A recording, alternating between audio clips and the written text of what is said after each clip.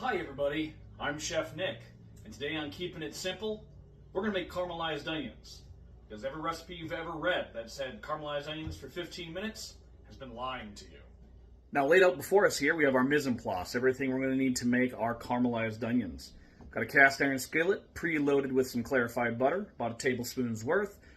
Between being Wisconsinite and being classically trained, butter. First reaction to any time we need oil.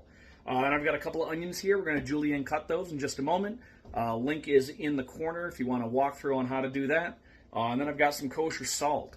9 times out of 10, we're going to add salt at the end to adjust flavor. Here we're using the salt to draw moisture out of the onions. Get that water to evaporate and get those sugars in a place where they can caramelize slowly and give us that nutty, sweet flavor that is so prized in a caramelized onion.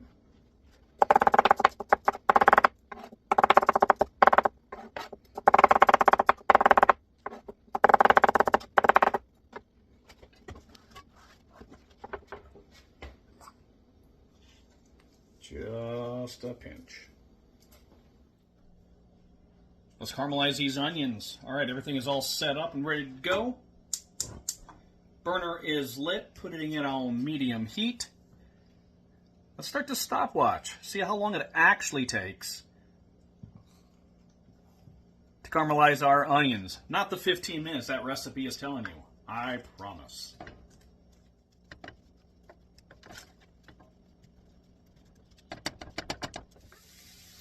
Here we are at the 5-minute mark. Our onions don't have any color on them yet. They're just starting to get translucent. Just moving them around periodically. We don't want any scorched spots. Obviously, you want to have a nice even julienne to start with so that everything cooks evenly. Check back in 5 more. We're making progress now. We got some color starting to develop. Not all of our onions are totally translucent. But we just want to keep it moving every 30 seconds to a minute or so. And you're starting to see some brown kind of outlines on the edges. Don't worry about that. I'll show you a trick to fix that in a few minutes. And here we are at 10. Here we are, just past the 12-minute mark. Looking at our onions, you'll see they're kind of irregular right now, which is perfectly okay. This is kind of the fried onion or the sautéed onion I expect to see in fried rice or mixed in with my hash browns. But that's not what we're doing here today. Today we're making caramelized onions. So what we're going to do to kind of help even out some of this color, just going to add a tablespoon of water. That's going to help deglaze the pan. It's going to drop the temperature a little bit. And you'll see things are already starting to even out. Let's come back and check in a minute. Here we are, just past the 15-minute mark.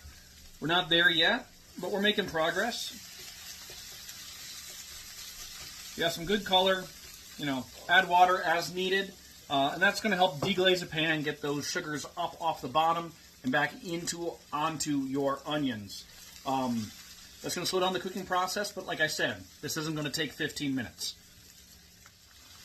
And here we are, kind of at the end of our process. The house smells amazing. We still have individual strands of these onions. The cell walls, the cellulose is going to help kind of hold everything together. Beautiful, homogeneous color.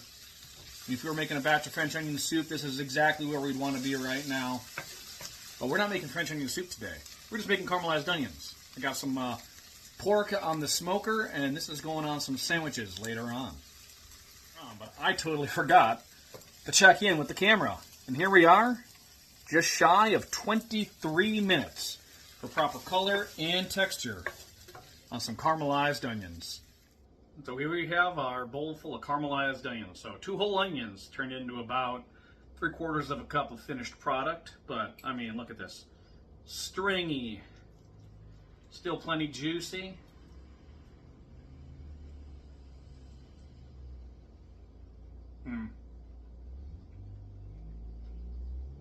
All that sharp, sulfurous onion flavor is gone. Now it's just slightly crunchy, caramely. nutty. This is going to go great on my smoked pork. We're going to use caramelized onions a lot in a lot of videos coming up in the future, so put this one in your back pocket. Thanks for watching. We'll see you on the next one.